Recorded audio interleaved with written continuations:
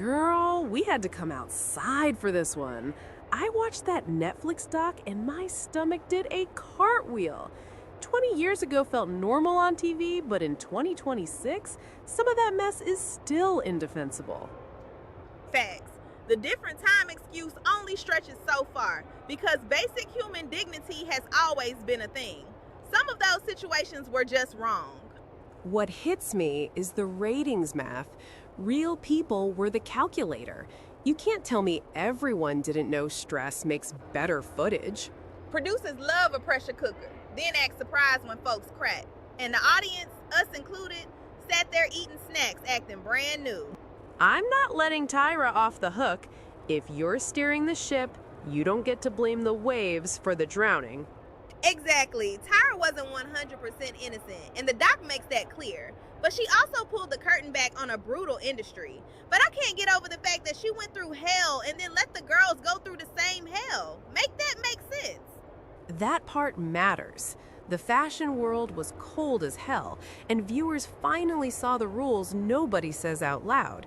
She made people talk about bodies and beauty standards. And she did expand what pretty could look like on TV, even if it came with baggage, black eyes, trauma. Progress and pain should not share the same damn outfit. Still, you don't revolutionize beauty by breaking spirits for sport. Some of those lessons were humiliation wearing a pep talk. The show packaged harm as growth, and people bought it. A mofo can learn without being publicly dismantled.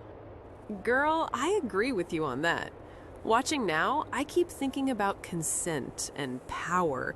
Contestants signed up for a competition, not long-term scars as a bonus feature.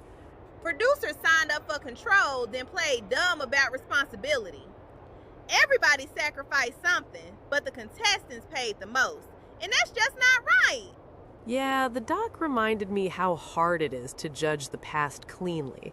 The culture was different, but cruelty didn't need a calendar to be cruel, and despite the lens it was being viewed from. That's why I hold two thoughts at once: context and accountability. You can acknowledge the error and still call nonsense on violations. It ain't that hard, to be honest. But Erika, it pains me to say this, but I'm giving some grace for impact because the industry got exposed. But grace isn't selective amnesia like some of them were alluding to. Girl, I hear you, but grace is a roadmap. You apologize, you listen, you repair, you don't spin. Healing is a process, not a PR package, which I think a lot of this was. I'm just saying. And the wild part is how everyone acts shocked now, as if we didn't cheer for the drama. We were complicit, just quieter than the actual editing room. Now that's real talk. The audience helped fund the machine with attention, but the machine still had a driver, and somebody needs to own the wheel. My takeaway is messy but honest. The show changed the industry forever. It did good, it did harm, and it did it all on camera. Same. It's a landmark and a warning label at the same time. Give credit where it's due, then demand the hard conversations.